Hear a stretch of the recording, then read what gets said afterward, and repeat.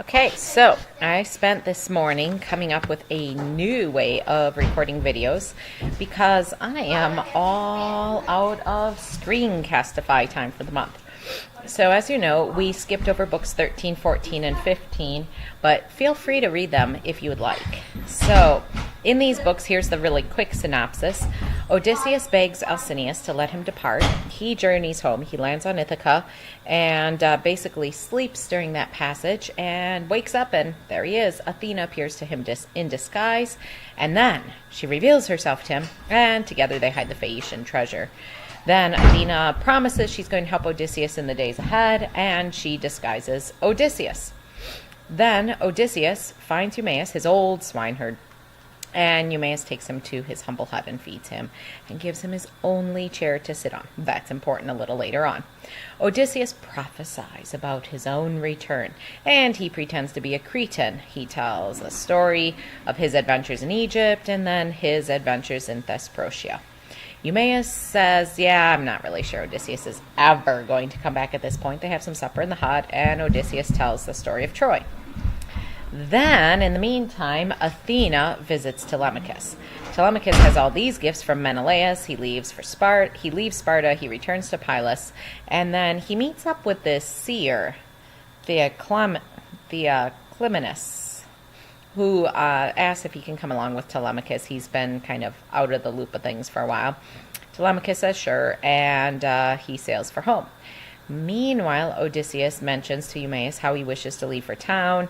Eumaeus kind of tells what's going on, how Laertes is living up in the fields, and suitors have taken over and Anticlea is dead, and he tells his story, and meanwhile, Telemachus lands on Ithaca. This is where we're going to pick up in book 16, with the father and son meeting, but not yet. Always some suspense with Homer here. So this book really focuses on the relationship between Telemachus and Eumaeus, and how Eumaeus was like a surrogate father to Telemachus, and finally reveals Odysseus to Telemachus, and they have a joyful reunion. So you get the idea why it's called Father and Son. Here we go, page 289. But there were two men in the mountain hut, Odysseus and the swineherd. At first light, blowing their fire up, they cooked their breakfast and sent their lads out, driving herds to root in the tall timber. So you kind of get this sense of a hierarchy. Eumaeus is a swineherd and he's a servant, but he has other servants under him that he then sends out, and he hangs back and he talks with Odysseus. In the meantime, up the path is coming Telemachus. When Telemachus came, the wolfish troop of watchdogs only fawned on him as he advanced. Telemachus heard them go, and heard the light crunch of a man's footfall, at which he turned quickly to say, Eumaeus, here's one of your crew come back, or maybe another friend. The dogs are out there snuffling, belly down. Not one has even growled. I can hear footsteps. But before he finished, his tall son stood at the door. So he is there. Odysseus is there. Will they recognize each other? No, they don't. The swineherd rose in surprise, letting a bowl and jug tumble from his fingers. Going forward, he kissed the young man's head, his shining eyes, and both hands, while his own tears brimmed and fell.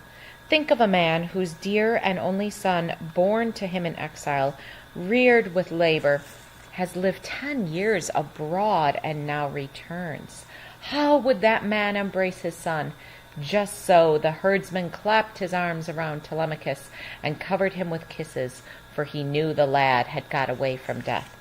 If you didn't pick up on it, that's a little Homeric simile there, comparing this reunion between Telemachus and Eumaeus to a father and only son uniting. So we really hear how they have a strong relationship, and we get this new theme introduced. Children are the light of their parents' days.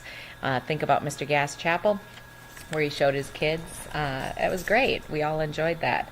And so here are Eumaeus' words. Light of my days, Telemachus, you made it back. When you took ship for Pylos, I never thought to see you here again. Come in, dear child, and let me feast my eyes. Here you are, home from the distant places. How rarely, anyway, you visit us, your own men and your own woods and pastures, always in the town. A man would think you love the suitors' company. Those dogs.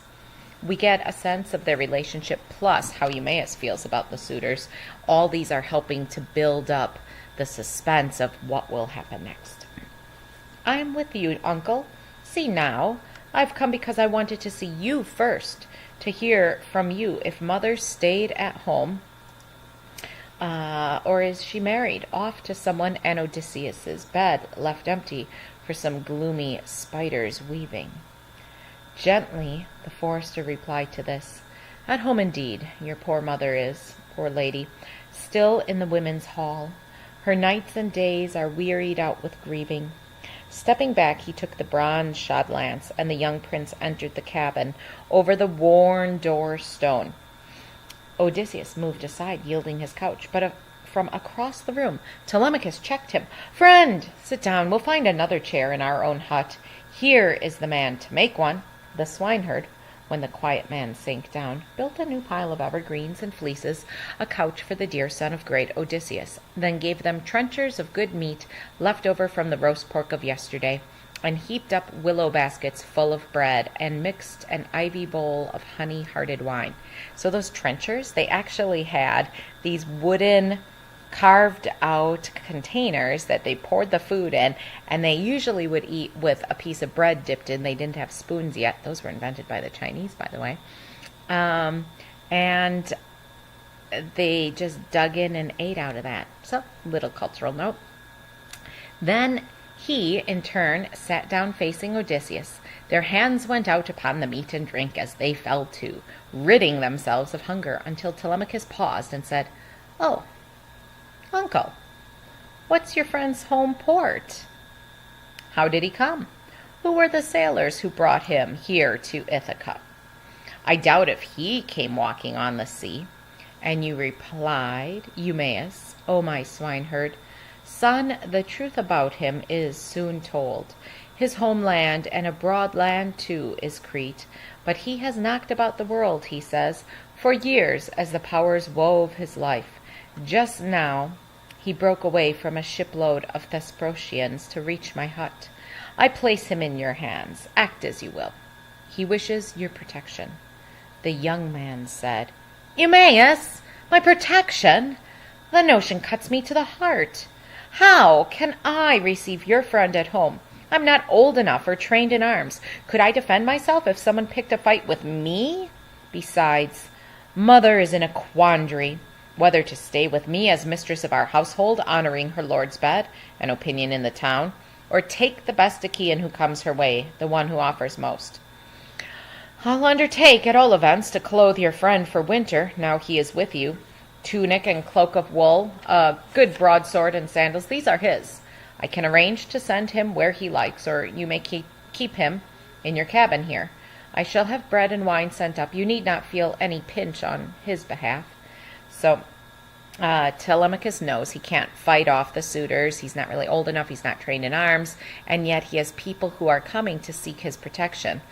So he offers Odysseus what he can, and he says the swineherd's not going to have any troubles trying to take care of him. So we just kind of see the dilemma Telemachus feels like he's in. Impossible to let him stay in hall among the suitors. They are drunk on impudence. They might injure my guest, and how could I bear that? How could a single man take on those odds? Not even a hero could. The suitors are too strong. At this, the noble and enduring man Odysseus addressed his son. "Kind prince, it may be fitting for me to speak a word. All that you say gives me an inward wound as I sit listening. I mean, this wanton game they play, these fellows, riding roughshod over you in your own house, admirable as you are. But tell me, are you resigned to being bled? The townsmen stirred up against you, are they, by some oracle? Your brothers? Can you say your brothers fail you? A man should feel his kin at least behind him in any clash, when a real fight is coming. If my heart were as young as yours, if I were son to Odysseus or the man himself, I'd rather have my head cut from my shoulders by some slashing adversary, if I brought no hurt upon that crew. Odysseus has not seen his son for 20 years. He's trying to feel him out and see what kind of young man he has grown up to be in his absence. So, kind of seeing if he's a fighter or if he's just going to hang back and do nothing. A little bit challenging. Suppose I went down, being alone before the lot. Better, I say, to die at home in battle than see these insupportable things day after day. The stranger cuffed, the women slaves dragged here and there, shame in the lovely rooms, the wine drunk up in rivers, sheer waste of pointless feasting never at an end. Telemachus replied, Friend, I'll explain to you. There is no rancor in the town against me, no fault of brothers whom a man should feel behind him when a fight is in the making. No. In our family, the firstborn of heaven, Zeus, made single sons the rule. Arcesius had but one. Laertes, he, in his turn, fathered only one Odysseus, who left me in his hall alone, too young to be of any use to him. Got a little backstory there, that in this line, this family tree, Zeus has only let them have one son. And so you see why enemies fill our house in these days, all the princes of the islands, Dulichion, Same, wooded Zacynthus, Ithaca too, lords of our island rock, eating our house up as they court my mother. So there's a number of little island towns around, and they've all kind of just come in and eat there. She cannot put an end to it. She dare not bar the marriage that she hates. And they devour all my substance and my cattle. And who knows when they'll slaughter me as well. It rests upon the gods' great knees. Uncle, go down at once and tell the lady Penelope that I am back from Pylos, safe and sound. I stay here meanwhile. You give your message and then return. Let none of the Achaeans hear it. They have a mind to do me harm. To this Eumaeus replied, I know. But make this clear now. Should I not likewise call on Laertes with your news? Hard hit by sorrow though he was, mourning Odysseus. He used to keep an eye upon his farm. He had what meals he pleased with his own folk, but now no more. Not since you sailed for Pylos. He has not taken food or drink, I hear, sitting all day, blind to the work of harvest, groaning while the skin shrinks on his bones. So Laertes must be feeling like he has lost all his family. First Odysseus gone, now Telemachus. So Eumaeus thinks of that and really wants to tell Laertes Telemachus is back. He can start eating again. Telemachus doesn't want that. Not exactly that way. Telemachus answered, One more misery, but we had better leave it so. If men could choose and have their choice in everything, we'd have my father home. Turn back when you have done your errand, as you must, not to be caught alone in the countryside. So that's a little clue that the people who are with Telemachus are in danger themselves. But wait, you may tell Mother to send our old housekeeper on the quiet and quickly. She can tell the news to grandfather. The swineherd, roused, reached out to get his sandals, tied them on, and took the road. Who else beheld this but Athena? From the air she walked, taking the form of a tall woman, handsome and clever at her craft, and stood beyond the gate in plain sight of Odysseus, unseen though by Telemachus, unguessed. For not to everyone will gods appear. Odysseus noticed her. So did the dogs, who cowered, whimpering away from her. She only nodded, signing to him with her brows, a sign he recognized.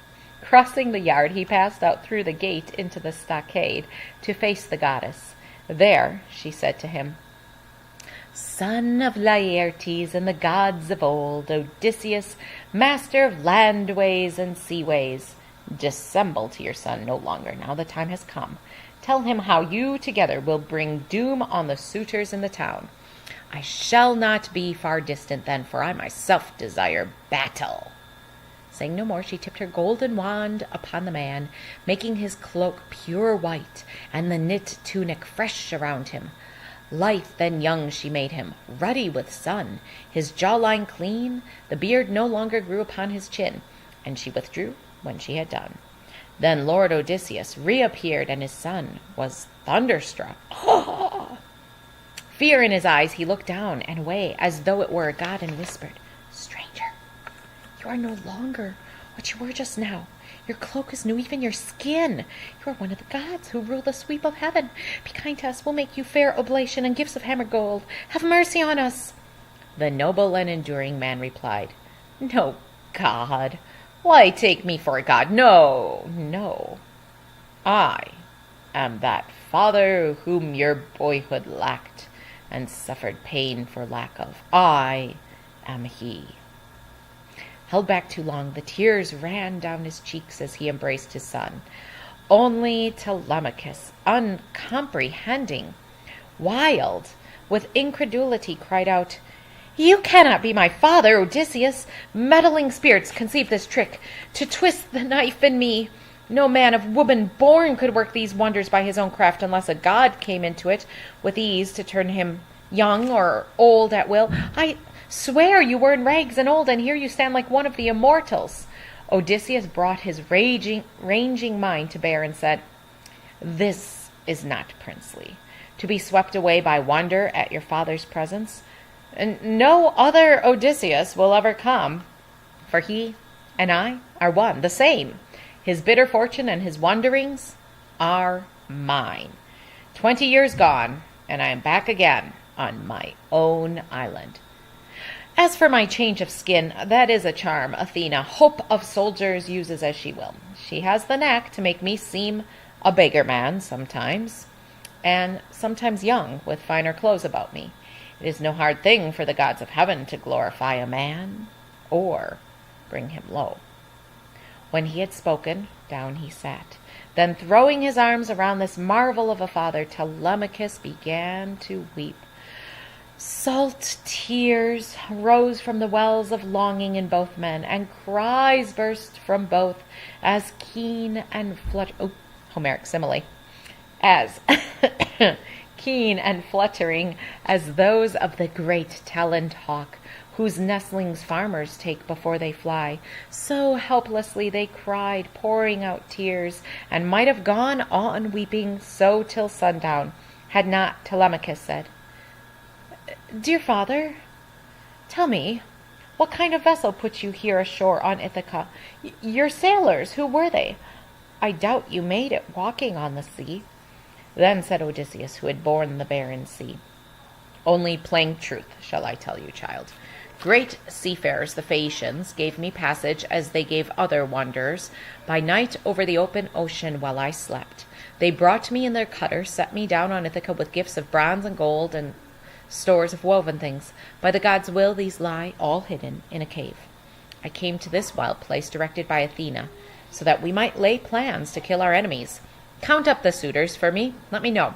What men at arms are there? How many men? I must put all my mind to it, to see if we two by ourselves can take them on, or if we should look around for help." Telemachus replied, "Oh, father, all my life your fame as a fighting man has echoed in my ears, your skill with weapons and the tricks of war. But what you speak of is a staggering thing beyond imagining for me. How can 2 men do battle with a household in their prime? For I must tell you, this is no affair of 10 or even twice 10 men, but scores, throngs of them. You shall see here and now. The number from Dulichion alone is 52 picked men, with armors a half dozen. 24 came from Same, 20 from Zacynthus.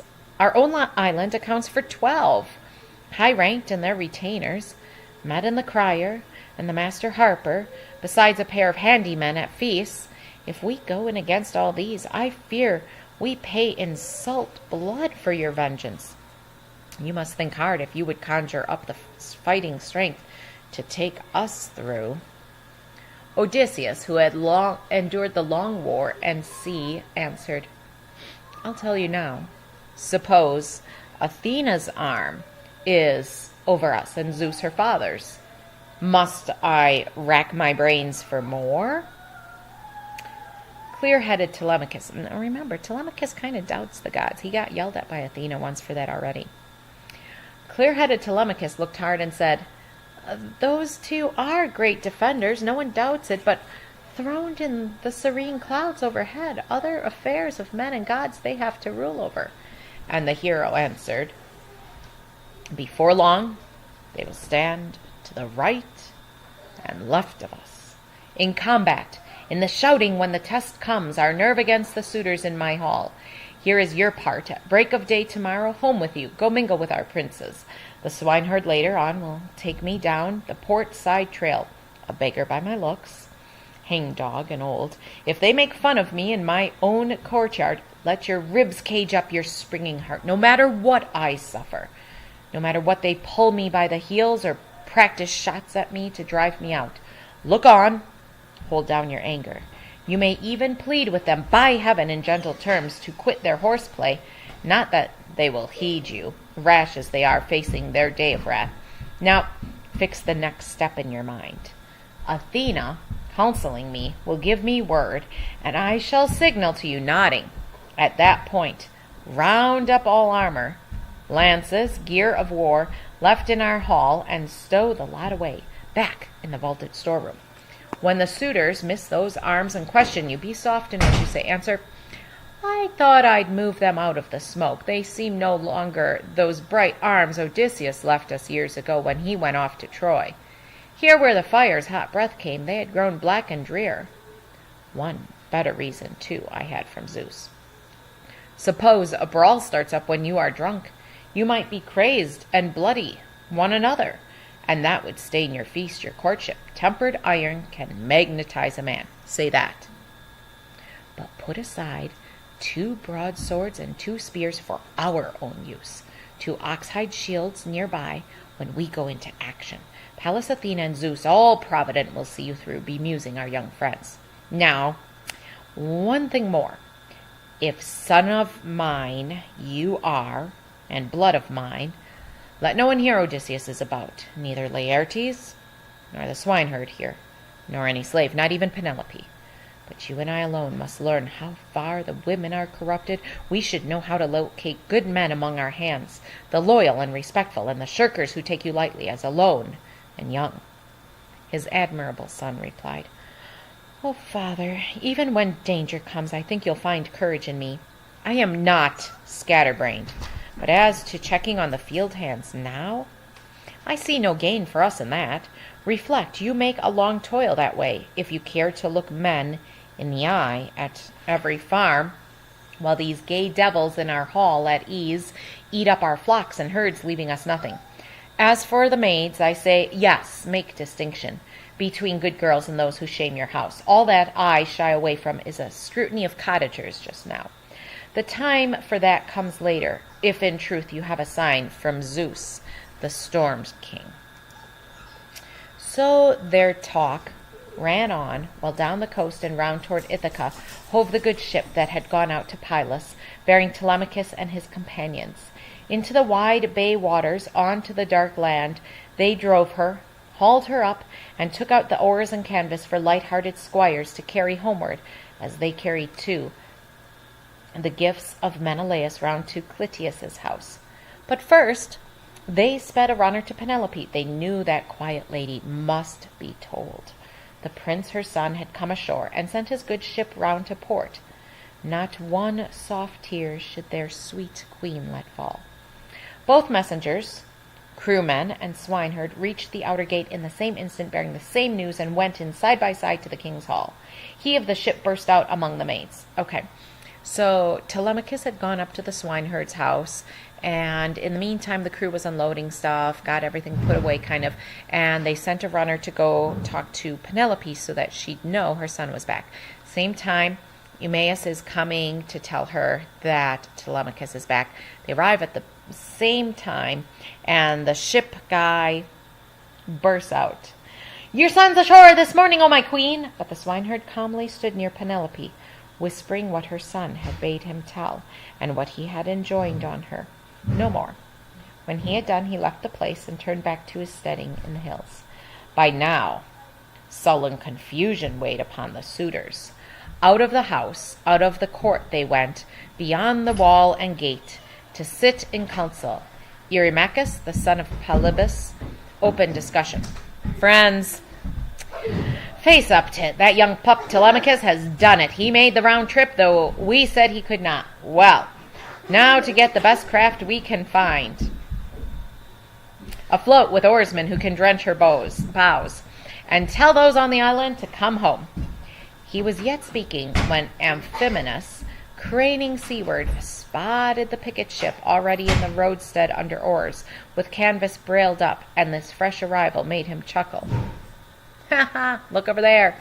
Then he told his friends, too late for messages. Look, here they come along the bay. Some god has brought them news, or else they saw the cutter pass and could not overtake her. On their feet at once, the suitors took the road to the sea beach, where, meeting the black ship, they hauled her in. Oars and gear they left for their light-hearted squires to carry, and all in company made off for the assembly ground. All others, young and old alike, they barred from sitting. Euphetes' son Antinius made the speech. How the gods let our man escape a boarding, that is the wonder. We had lookouts posted up on the heights all day in the sea wind, and every hour a fresh pair of eyes. At night we never slept ashore, but after sundown cruised the open water to the southeast, patrolling until dawn. We prepared to cut him off and catch him, squelch him for good and all. The power of heaven steered him the long way home. Well, let this company plan his destruction, and leave him no way out this time. I see our business here unfinished while he lives. He knows now, and he's no fool. Besides, his people are all tired of playing up to us. I say, act now, before he brings the whole body of Achaeans to assembly, and he would leave no word unsaid in righteous anger, speaking out before them all of how we plotted murder and then missed him. Will they command us for that pretty work? Take action now, or we are all in for trouble. We might be exiled, driven off our lands. Let the first blow be ours. If we move first and get our hands on him, far from the city's eye, on path or field, then stores and livestock will be ours to share. The house we may confer upon his mother and on the man who marries her. Decide otherwise you may. But if, my friends, you want that boy to live and have his patrimony, then we should eat no more of his good mutton, come to this place no more. Let each from his own hall court her with dower gifts, and let her marry the destined one, the one who offers most. He ended, and no sound was heard among them, sitting all hushed, until at last the son of Nisus Aretiades arose, Amphinomus. He led the group of suitors who came from grain lands on Deucalion. He had the lightness in his talk that pleased Penelope, for he meant no ill. Now in concern for them he spoke. Oh, friends, I should not like to kill Telemachus. It is a shivery thing to kill a prince of royal blood. So here, among the suitors, this is probably the nicest suitor, and we find that out a little later. It's confirmed. And in a way, Amphinomus here is a little bit like Joseph's brother Reuben, when Joseph had gone out to see his brothers, and they threw him into the pit, and then they were going to kill him, and then they decided to sell him. His brother Reuben spoke up for him and was worried about him. So, too, we have one suitor out of all of these who's concerned about Telemachus. We should consult the gods. If Zeus hands down a ruling for that act, then I shall say, come one, come all, and go cut him down with my own hand. But I say, halt, if gods are contrary. Now this proposal won them, and it carried. Breaking their session up, away they went to take their smooth chairs in Odysseus' house. Meanwhile, Penelope the Wise decided for her part to make appearance before the valiant young men. She knew now they plotted her child's death in her own hall, for once more Medon, who had heard them, told her. Into the hall that lovely lady came, with maids attending, and approached the suitors, till near a pillar of the well-wrought roof she paused, her shining veil across her cheeks, and spoke directly to Antinius. Infatuate, steeped in evil, Yet in Ithaca they say you were the best one of your generation in mind and speech. Not so, you never were. Madman, why do you keep forever knitting death for Telemachus? Have you no pity toward men dependent on another's mercy? Before Lord Zeus no sanction can be found for one such man to plot against another. Or are you not aware that your own father fled to us when the realm was up in arms against him? He had joined the Taphian pirates in ravaging Thesprotian folk, our friends. Our people would have raided him, then breached his heart, butchered his herds to feast upon. Only Odysseus took him in and held the furious townsmen off. It is Odysseus's house you now consume, his wife you court, his son you kill or try to kill, and me you ravage now and grieve. I call upon you to make an end of it, and your friends too. So Penelope really chews him out. The son of Polybus it was, Eurymachus, who answered her with ready speech. My lady, Penelope, wise daughter of Icarius, you must shake off these ugly thoughts, I say. That man does not exist, nor will. Who dares lay hands upon your son Telemachus, while I live, walk the earth, and use my eyes? The man's lifeblood, I swear, will spurt and run out black around my lance head. For it is true of me, too, that Odysseus, raider of cities, took me on his knees and fed me off on tidbits and red wine. Should not Telemachus therefore be dear to me above the rest of men? I tell the lad he must not tremble for his life, at least alone in the suitor's company. Heaven deals death no man avoids. Blasphemous lies in earnest tones he told, the one who planned the lad's destruction. Silently the lady made her way to her glowing upper chamber, there to weep for her dear lord Odysseus, until gray-eyed Athena cast sweet sleep upon her eyes. At fall of dusk, Odysseus and his son heard the approach of the good forester. Anytime we see good forester, that's Eumaeus. They had been standing over the fire with a spitted pig, a yearling, and Athena, coming near with one rap of her wand, made Odysseus an old man again, choop, with rags about him. For if the swineherd knew his lord were there, he could not hold the news. Penelope would hear it from him. So we find out that Eumaeus would be too overjoyed to be able to keep the secret if he knew Odysseus were back. So Odysseus has to stay disguised in front of Eumaeus.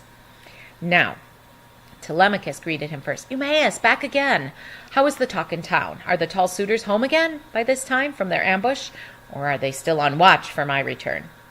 And you replied, Eumaeus, O my swineherd, there was no time to ask or talk of that. I hurried through the town. Even while I spoke my message, I felt driven to return. A runner from your friends turned up, a crier, who gave the news first to your mother. Ah, one thing I do know. With my own 2 eyes I saw it. As I climbed above the town to where the sky is cut by Hermes Ridge, I saw a ship bound in for our own bay, with many oarsmen in it, laden down with sea provisioning and 2-edged spears, and I surmised those were the men. Who knows? Telemachus, now strong with magic, smiled across at his own father, but avoided the swineherd's eye. So when the pig was done, the spit no longer to be turned, the table garnished, everyone sat down to feast on all the savory flesh he craved. And when they had put off desire for meat and drink, they turned to bed and took the gift of sleep.